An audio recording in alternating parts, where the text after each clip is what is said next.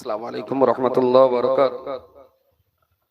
সম্মানিত সুধী, সময় খুবই কম।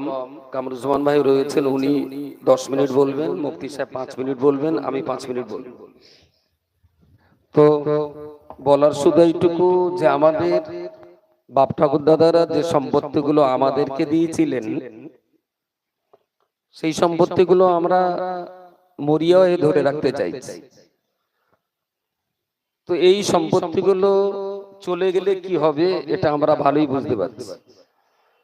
সঠিক সময়ে সঠিক কাজ সুনির্দিষ্ট প্ল্যান মাফিক যদি না করা যায়, তাহলে কতটা ক্ষতি হতে পারে তার ছোট্ট একটা নমুনা বলা যেতে পারে। 1949 সালে বাবরি মসজিদে তখন নামাজ হচ্ছিল।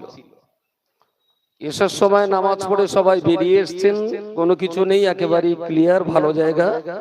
ফজরের নামাজ পড়তে যে দেখলেন মেম্বারের পাশে ছোট্ট একটা রামের মূর্তি রাখা আছে। ফজরের নামাজের পর ইমাম সাহেব মুসল্লি সবাই দেখলেন একটা মূর্তি মতন আছে, তা থাকবে, যা কি হবে।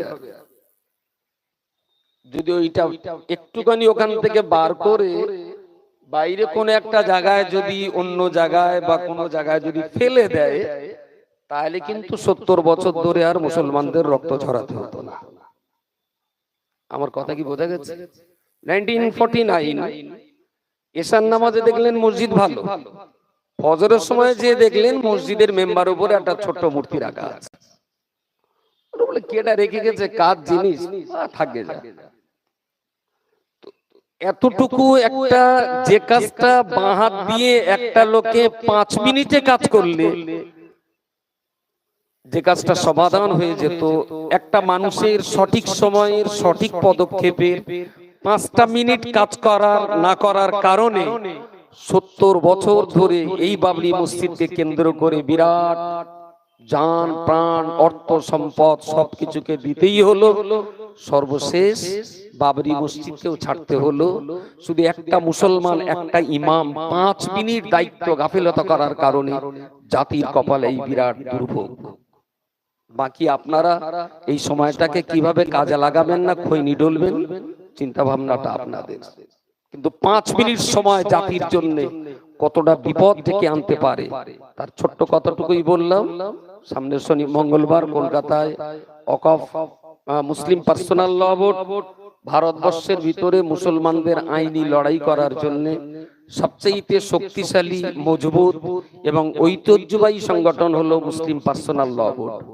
কিন্তু খুবই দুর্ভাগ্য, মুসলিম পার্সোনাল ল বোর্ডের এই বিরাট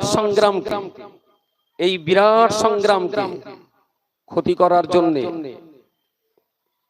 লোহার পাতার পাছায় আর একটা কাঠের ডাঁটি লেগে আছে। এর জন্যও আমাদের একটু সতর্ক থাকা উচিত।